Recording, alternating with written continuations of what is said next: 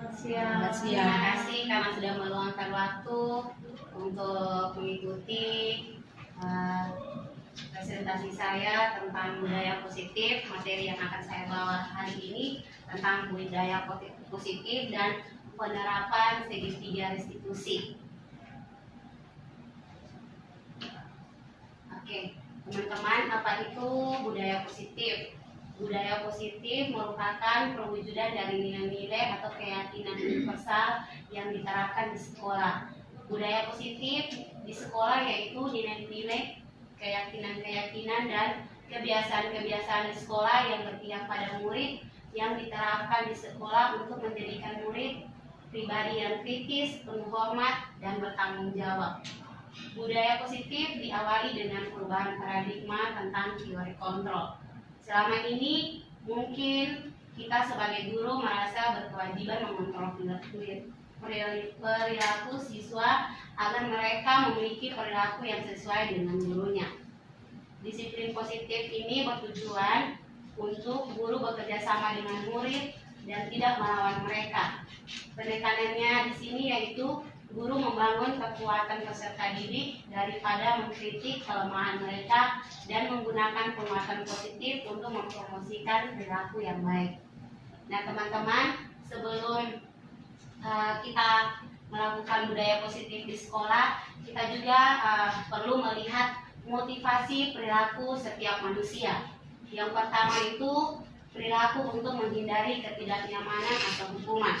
Yang kedua, perilaku untuk mendapatkan imbalan atau penghargaan dari orang lain. Dan yang ketiga yaitu perilaku untuk menjadi orang yang mereka inginkan dan berbagi diri sendiri dengan nilai-nilai yang mereka percaya. Kita mulai dari yang bagian pertama tentang motivasi perilaku untuk menghindari ketidaknyamanan atau hukuman. Perilaku ini adalah perilaku yang paling rendah. Ya, perilaku yang pertama ini adalah perilaku motivasi yang paling rendah. Biasanya orang yang memiliki motivasi ini, perilaku mereka lebih menghindari hukuman. Mereka lebih menghindari hukuman untuk mencari kenyamanan. Lalu dari perilaku ini mereka akan bertanya, apa yang akan terjadi apabila mereka melakukan sesuatu hal yang disuruh ibu guru. Mereka lebih nyaman ketika ada perilaku yang mereka lakukan kurang baik. Mereka lebih menghindar dan mereka lebih mencari kenyamanan. Dan yang kedua, perilaku untuk mendapatkan imbalan atau penghargaan dari orang lain. Perilaku ini, di sini perilaku ini orang yang memiliki perilaku ini biasanya mereka lebih mengutamakan imbalan dan penghargaan dari orang lain. Di sini ketika mereka melakukan sesuatu, yang mereka pikirkan duluan itu imbalannya dan penghargaan dari apa yang mereka lakukan. Dan yang ketiga, perilaku untuk menjadi orang yang mereka inginkan dan menghargai diri sendiri dengan nilai-nilai yang mereka percaya. Perilaku ini, orang yang memiliki perilaku ini, biasanya mereka melakukan sesuatu sesuai dengan apa yang mereka percaya. Dan biasanya yang mereka lakukan itu, mereka menghindari yang namanya imbalan dan penghargaan. Mungkin ketika mereka melakukan sesuatu, mereka melakukannya untuk diri mereka sendiri, terus menjadi motivasi yang baik untuk diri mereka. Mungkin dari ketiga motivasi ini kita kembali lagi feedback ke pribadi kita. Kira-kira teman-teman, kita sebagai guru, kira-kira kita memiliki perilaku yang mana? Ketika kita melakukan sesuatu itu, perilaku kita itu apakah kita menghindari dan mencari kenyamanan diri sendiri, atau kita melakukan sesuatu karena ada imbalan, terus kita juga butuh penghargaan, atau kita melakukan sesuatu untuk diri kita dan kita percaya bahwa sesuatu yang kita lakukan itu bermanfaat bagi orang lain. Mungkin itu menjadi refleksi pribadi kita. Kita bisa melihat apakah kita ada yang di perilaku poin yang pertama, kedua, atau ketiga. Oke, lanjut. Setelah kita memahami tentang motivasi perilaku manusia, kita juga perlu melihat kebutuhan dasar manusia. Yang pertama itu ada kebutuhan untuk bertahan hidup. Yang kedua, cinta dan kasih sayang. Dan yang ketiga, kebebasan. Keempat adalah kesenangan. Dan yang kelima, kekuasaan. Yang pertama, yang berhubungan dengan kebutuhan untuk bertahan hidup ini berhubungan dengan ini bersifatnya fisiologis. Ya, kebutuhan ini bersifat fisiologis. Kebutuhan untuk bertahan hidup ini berkaitan dengan rumah, kesehatan, makanan, apa saja yang kita butuhkan. Nah, ketika kita di sini teman-teman, ketika anak-anak kita datang ke sekolah, kita juga bisa melihat kebutuhan dasar mereka. Kira-kira ketika mereka melakukan sesuatu kesalahan, contoh, ini contoh saja teman-teman, kayak di kelas saya, kalau ada anak-anak yang dari rumah, mereka datang dengan lesu, tidak bersemangat, mungkin kebutuhan dasar mereka yang tidak dipenuhi itu makan dan minum. Karena kalau anak-anak dari rumah datang, mereka tidak makan dan minum, otomatis mereka akan lesu, mereka mudah mengantuk ketika ada di kelas. Lalu cinta dan kasih sayang, ini berkaitan dengan kasih sayang dari orang tua, lingkungan, itu juga mempengaruhi. Jadi teman-teman, kita juga bisa melihat di kelas kita. Kira-kira anak-anak kita tuh kebutuhan cinta dan kasih sayang mereka sudah terpenuhi. Kan kita lihat di kelas kita ada beberapa anak-anak yang tidak punya orang tua itu lengkap. Itu kita juga bisa melihat bahwa ada kebutuhan kasih sayang dari, contoh, papa tidak ada, berarti mereka juga butuh kasih sayang dari papa. Terus dari mamanya tidak ada, mereka juga butuh kasih sayang dari mama. Atau yang tinggal dengan opa dengan oma, itu juga mereka butuh kasih sayang dari kedua orang tua. Lalu yang ketiga, kebebasan. Kebebasan ini berkaitan dengan apa yang diinginkan anak. Kadang di rumah itu karena orang tua kerja, kadang mereka tidak memberi kesempatan kepada anak untuk bersosialisasi dengan anak-anak yang lain di luar lingkungan mereka, contoh di tetangga. Jadi contohnya seperti Boy.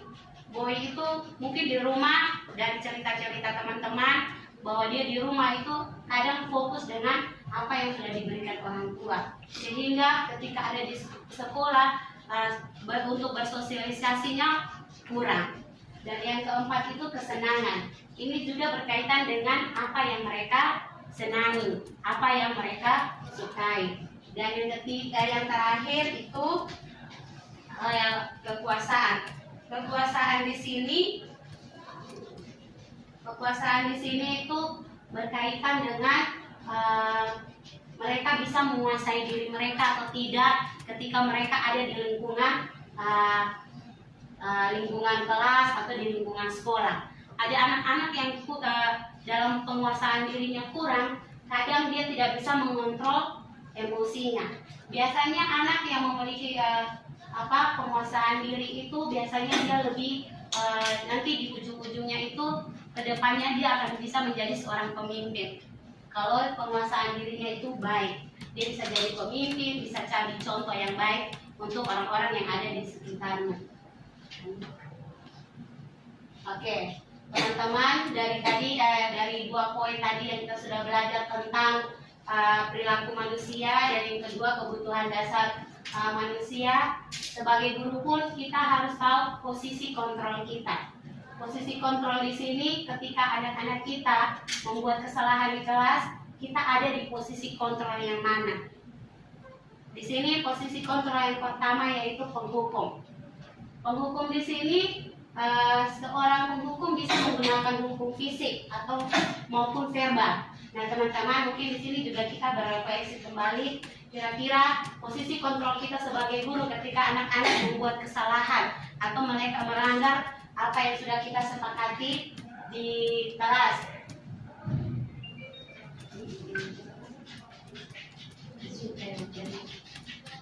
Lalu orang-orang yang menjalankan posisi penghukum biasanya akan menekan murid-murid lebih dalam lagi. Oke, ini teman-teman, ini juga menjadi pembelajaran bagi kita. Kita bisa lihat posisi kontrol kita setiap hari di kelas. Ketika saya membuat materi ini juga saya ada melihat kira-kira posisi saya sebagai guru ketika anak-anak buat kesalahan itu, saya ada di posisi kontrol yang mana. Lalu guru yang menerapkan posisi penghukum akan berkata, kalau ketika anak-anak buat kesalahan, contohnya patuhi aturan saya atau awas. Ini semacam ancaman untuk anak-anak. Lalu guru seperti ini senantiasa percaya bahwa cara dialah yang paling benar. Terkadang sebagai penghukum kita tidak melihat apa alasan ketika anak itu buat kesalahan. Kita tidak menggali lebih dalam lagi tentang ketika anak-anak buat kesalahan. Kita tahu saja apa yang kita buat itu benar. Padahal kita punya ketika anak buat kesalahan itu pasti ada alasannya kenapa dia buat kesalahan itu. Lanjut. Yang kedua, pembuat merasa bersalah. Pada posisi ini biasanya guru akan bersuara lembut. Di sini pembuat merasa bersalah di sini teman-teman, ketika anak-anak membuat kesalahan, kita pasti bersuara dengan lembut. Nah, bersuara lembut di sini kita ketika kita menegur dengan lembut. Jadi ketika anak mendengar dia merasa bersalah bahwa apa yang dia lakukan itu salah. Kata-kata yang akan keluar dengan lembut itu seperti ibu sangat kecewa sekali dengan kamu, atau bagaimana coba kalau papa mama kamu tahu berbuat begini. Nah teman-teman, contoh kayak di kelas ketika contoh Diven mendorong Aaron. Nah ketika dorong itu pasti Aaron itu jatuh. Nah pasti kita menegur Diven tidak boleh begitu. Kalau kamu buat begitu dan Aaron luka, ketika papa dan mamanya jemput, kamu akan mempertanggungjawabkannya bagaimana? Itu contoh kata-kata lembut. Tetapi sebagai contoh kayak tadi di pertama, biasanya kalau ada anak yang membuat kesalahan begitu, kita membuat hukuman. Kamu berdiri saja di sana, karena kamu tidak ikuti peraturan kita atau aturan kita di kelas. Dan di sini ini ada perbedaan setiap posisi kontrol kita sebagai guru. Di sini posisi ini, di posisi kontrol pembuat merasa bersalah ini, anak merasa tidak berharga dan telah mengecewakan orang-orang yang disayanginya. Contoh ketika kita menegur dengan lembut, kita memberi pengertian, anak itu akan merasa bersalah dengan apa yang dia sudah perbuat. Lalu ketika kita katakan bahwa kamu sangat mengecewakan ibu atau kamu tidak hargai ibu, itu anak-anak juga akan merasa bersalah bahwa apa yang dia buat itu sudah sudah mengecewakan ibu guru. Lanjut Kak. Yang ketiga, sebagai teman. Guru pada posisi ini tidak akan menyakiti murid, namun akan tetap berupaya mengontrol murid ke arah yang lebih baik. Guru di posisi teman ini akan lebih menggunakan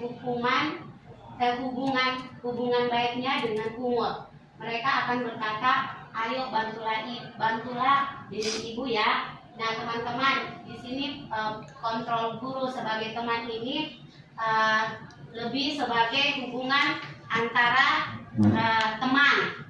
Jadi ketika ada yang berbuat salah atau contoh teman-teman, ini berkaitan di kelas juga. Seperti Iman tuh, kalau dikasih tanggung jawab untuk jadi pemimpin, saya beberapa kali tuh kasih kesempatan dia jadi pemimpin upacara. Dan ketika hari Senin saya minta tolong, dia mau. Tapi ketika kita dari sana datang sampai di tempat sini, dia tidak mau lagi. Jadi biasa itu saya ulang sampai berapa kali, 2 kali. Dan itu juga saya omong dengan mamanya bilang dia itu pemalu ibu. Jadi yang kali ketiga saya berikan dia kesempatan, saya pakai begini. Saya bilang, Iman, kalau Iman tidak bantu ibu guru, siapa lagi yang mau bantu ibu guru? Itu juga sudah memberi motivasi untuk dia. Betul ya, kalau Iman tidak bantu ibu Ria, siapa yang bantu ibu Ria? Dengan begitu, dan teman-teman lihat waktu dia pimpin itu juga, itu dia rasa malu ketika di kelas saya minta terima kasih dengan dia bilang, ini ibu, ini kali saya Iman bantu ibu, nanti Iman tidak bantu lagi. Tapi saya bersyukur, saya bilang terima kasih karena hari ini Iman sudah bantu ibu guru. Memang dia tuh anaknya pemalu, tapi adu aktifnya luar biasa. Lalu yang keempat,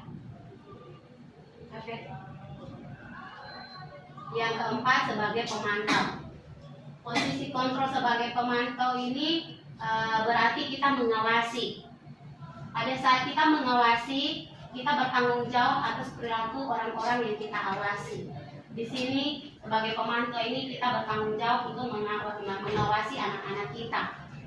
Posisi pemantau biasanya menggunakan aturan-aturan atau konsekuensi. Nah, aturan-aturan yang kita sudah buat di kelas itu biasanya seperti kata Mayane, kita boleh buat aturan. Kita buat aturan, contoh kalau tidak tertib, konsekuensinya akan ada di ruangan Mayane. Nah, ini juga, ini sebagai salah satu contoh. Dan itu juga tidak dipungkiri teman-teman, itu yang kita sering lakukan dan saya juga sering lakukan itu di kelas, dan ini juga jadi pembelajaran buat saya.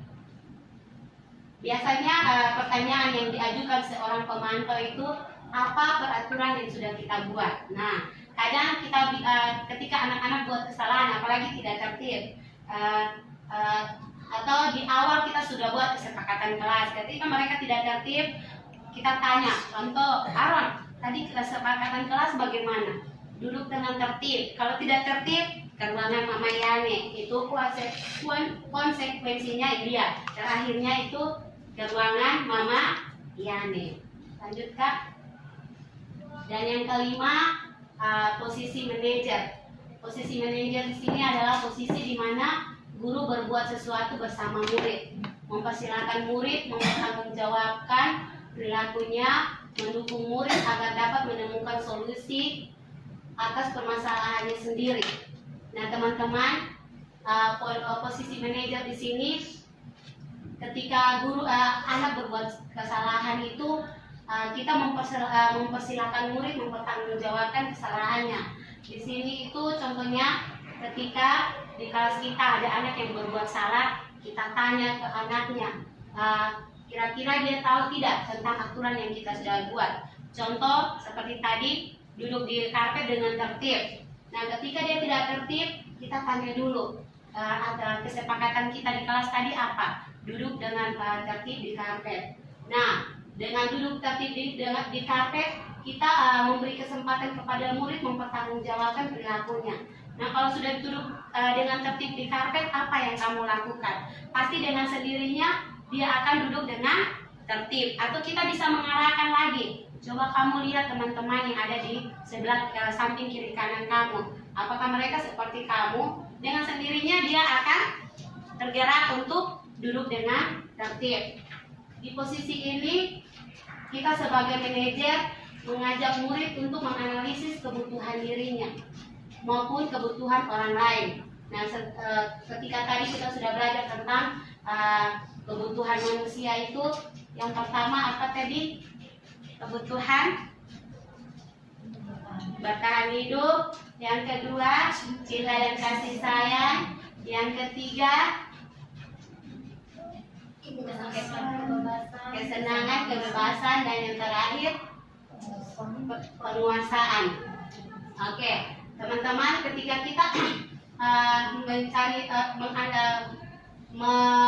mempersilahkan anak-anak untuk mempertanggungjawabkan perilakunya, kita juga lihat kebutuhannya. Seperti tadi teman-teman di awal saya bilang, kalau anak datang tidak makan, lesu, kita lihat kebutuhan apa yang harus dipenuhi oleh dirinya, yaitu kebutuhan akan bertahan hidup. Karena bertahan hidup di sini itu berkaitan dengan makan, minum, terus rumah, pakaian, apa saja yang dia butuhkan.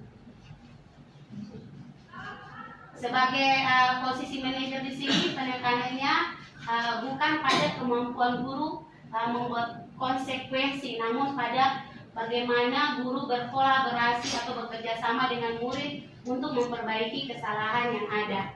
Baik teman-teman, dari kelima posisi kontrol kita sebagai guru, posisi kontrol manajer ini dia tidak menekankan pada konsekuensi dari perbuatan anak-anak, tetapi di sini kita bekerja sama dengan murid untuk memperbaiki kesalahan yang dia buat. Terkadang kita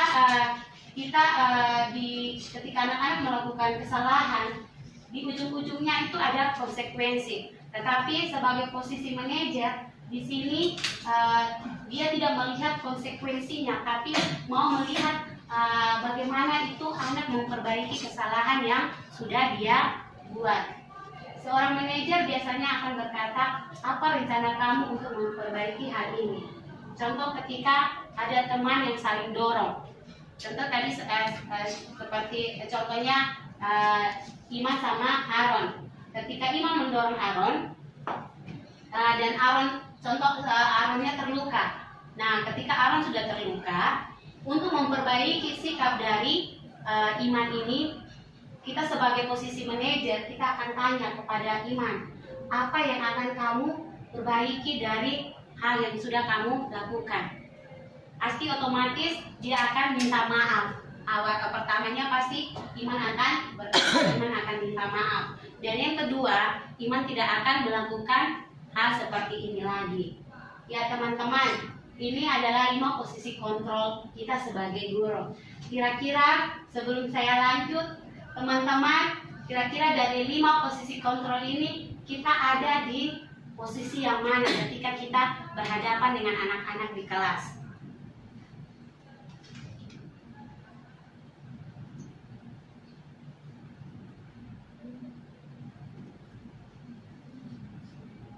Oke, dari Ibu Asti bilang, Ibu Asti biasanya di kelas itu memakai posisi sebagai manajer. Teman-teman yang lain? Kita kadang-kadang sih ada teman, ada yang musuh. Oke, ada yang teman, ada yang penghukum, ada yang tidak satu ini saja bisa. Kayaknya 5 itu kita masuk juga sih, hanya kebanyakan kita sekarang. Oke. Apakah penghukum sering kita pakai? Iya. Hukuman fisik teman-teman. Apakah di kelas itu kita hukuman fisik? Kita iya. Iya, di sini lebih juga fisik. Ya. Kata-kata Iya. Tapi kata-kata di sini kata-kata yang mengancam, teman-teman. Iya. Jadi penghukum ini di sini selain fisik, dia verbal ini kata-kata yang mengancam. Nah, kata-kata yang mengancam itu juga kadang-kadang mempengaruhi psikologi anak, teman-teman. Jadi kira-kira kita ada di posisi yang mana? Kalau saya 3, 4, dan 5. Manajer. Oke teman-teman, ini kita kembali ke diri kita masing-masing sebagai guru. Ketika kita berhadapan dengan anak yang membuat kesalahan, marilah kita melihat lagi posisi kontrol kita sebagai apa untuk mengatasi masalah yang dihadapi anak. Saya juga percaya ketika kita lebih banyak ada di posisi manajer, karena ketika anak berbuat kesalahan itu, kita mempersilahkan mereka untuk bertanggung jawab dengan apa yang mereka sudah buat. Lalu mereka juga memperbaiki kesalahan mereka dengan meminta maaf, atau ketika mereka tidak merusak mainan atau properti yang ada di kelas, mereka juga bertanggung jawab merapikannya. Oke Kak, lanjut. Ya teman-teman, dari materi tadi, dari penerapan saya, mulai dari apa itu budaya positif, terus perilaku manusia, motivasi perilaku manusia, dan kebutuhan manusia, dan tadi posisi kontrol guru, ini berkaitan dengan keyakinan kelas yang kita buat di kelas. Dan teman-teman, ini salah satu contoh keyakinan kelas yang saya buat di kelas. Keyakinan kelas ini adalah salah satu disiplin positif yang bisa diterapkan dalam membangun budaya positif di sekolah atau di kelas. Adapun contoh keyakinan kelas yaitu ini yang sudah saya buat di kelas: disiplin, saling menghormati dan menghargai, budayakan 5S, bertanggung jawab, mandiri, bekerja sama, dan menjaga kebersihan. Ini beberapa keyakinan kelas yang sudah saya terapkan di kelas. Lalu ini budayakan 5S ini berkaitan dengan senyum, sapa, salam, sopan, dan santun. Ya, di sini berkaitan dengan perilaku anak di kelas.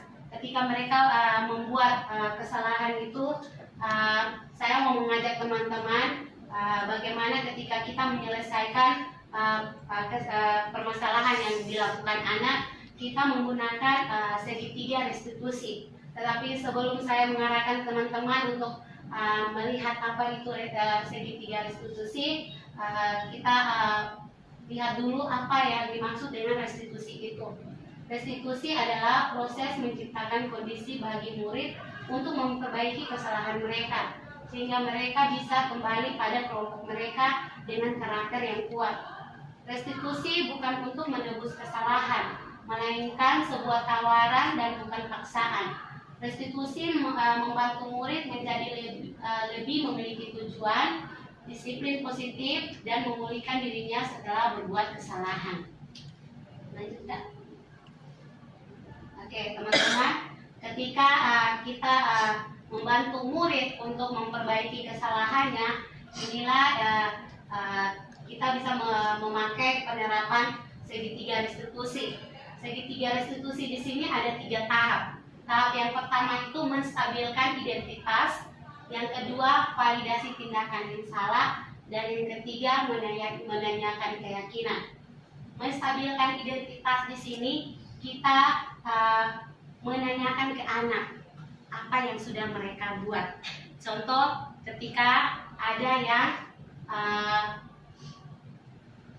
oke, Kak, coba bisa klik di video tuh, Kak.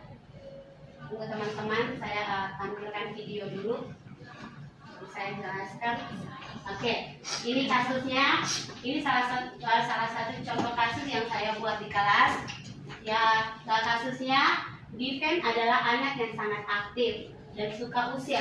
Saat Ibu Ria tidak masuk karena sakit, Ibu Ria digantikan oleh Ibu Mira. Pada saat kegiatan bermain belajar berlangsung, Diven mengganggu temannya yang sedang belajar. Ibu Mira menegur Diven untuk tidak mengganggu temannya saat belajar. Keesokan harinya, Ibu Ria menanyakan situasi kelas kepada Ibu Mira. Ibu Mira memberi informasi mengenai kondisi kelas yang dimana Diven mengganggu temannya saat belajar.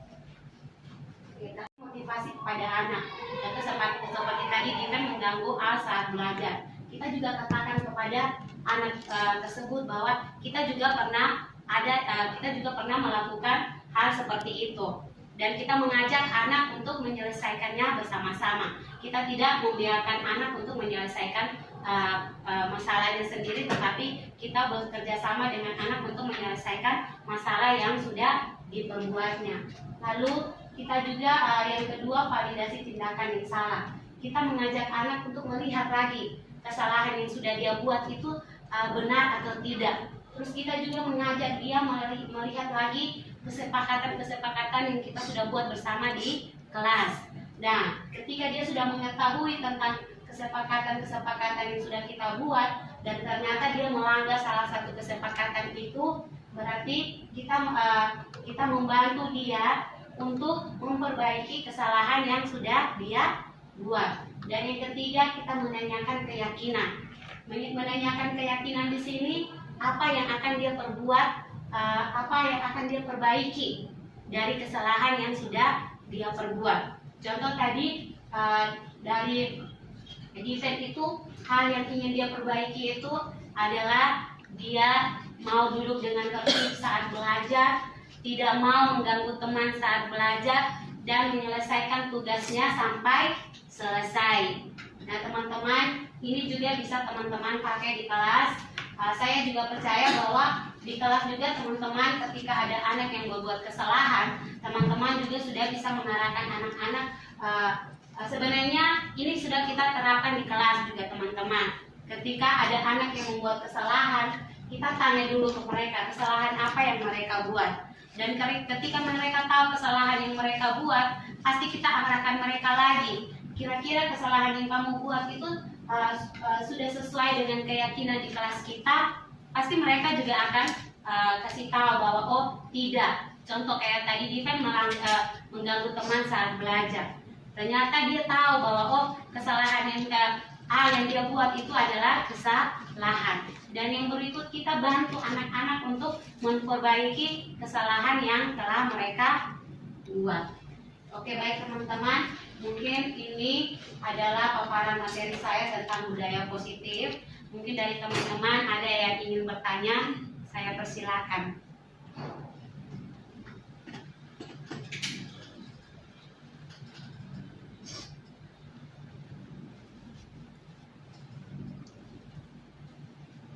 Ya, terima kasih. Ya, mungkin tidak ada pertanyaan, tapi terima kasih dengan materi yang sudah banyak bawakan tentang budaya positif.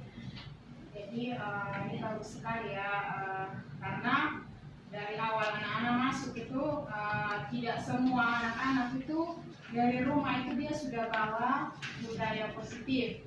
Jadi ketika di sekolah peran kita sebagai guru itu bagaimana kita membawa budaya positif ini untuk anak-anak kita yang nanti mereka bisa lakukan bukan hanya di sekolah, tapi itu juga bisa mereka bawa ke kehidupan mereka di rumah, di lingkungan mereka.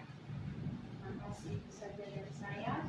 Terima kasih Ibu Asti. Mungkin ada lagi dari teman-teman yang lain.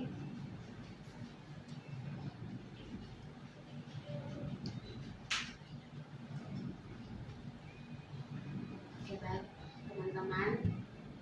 Masih ada? Oke, Ibu Afri, silakan. Oke, kalau dari saya ini juga bukan pertanyaan, tapi ini pemahaman saya ya tentang restitusi. Jadi restitusi itu kita tidak fokus pada kesalahan anak, ya.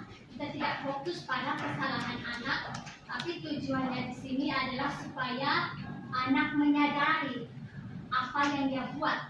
Jadi anak bisa tahu apakah tindakan yang dia buat itu salah atau tidak, sehingga dengan dia menyadari tindakannya dia bisa belajar untuk bertanggung jawab.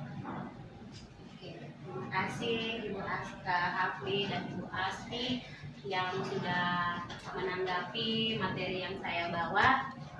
Semoga teman-teman dari materi yang saya bawakan ini bisa sama-sama kita terapkan di kelas masing-masing. Saya juga percaya bahwa kita sudah menerapkan itu, kita sudah sama-sama menerapkan itu di kelas. Tetapi ini istilah ini baru buat kita, tetapi sudah kita terapkan di kelas kita masing-masing. Terima kasih sekali lagi teman-teman sudah mengikuti presentasi saya hari ini. Kita belajar Pancasila, kita bernafas dalam sila-silanya. Kita belajar Pancasila, ayo kita jaga untuk Indonesia. Bersatu dalam perbedaan, berpegang tangan dan berlari. Singkirkan egomu, oh kawan, demi negeri ini. Shalom, perkenalkan, nama saya Ibu Afli. Saya adalah rekan guru dari CGP Angkatan 7, Ibu Nuryanti Tafoki. Saat ini saya sangat memberikan apresiasi kepada Ibu Nuryanti Tafoki yang sudah berbagi praktik baik kepada kami, baik di lingkungan sekolah ataupun di dalam kelas tentang budaya positif. Saya juga belajar bahwa tujuan utama dari restitusi adalah kita sebagai guru tidak fokus hanya kepada kesalahan yang dilakukan oleh anak, Melainkan dengan adanya restitusi ini kita belajar anak dapat menyadari kesalahan yang dibuat, serta anak juga belajar bertanggung jawab bagaimana menyelesaikan kesalahan yang sudah dilakukan. Semoga dari praktik baik yang sudah saya dapatkan dari rekan CGP, saya dapat menerapkannya bersama dengan anak-anak didik saya, baik itu di lingkungan sekolah maupun di dalam kelas.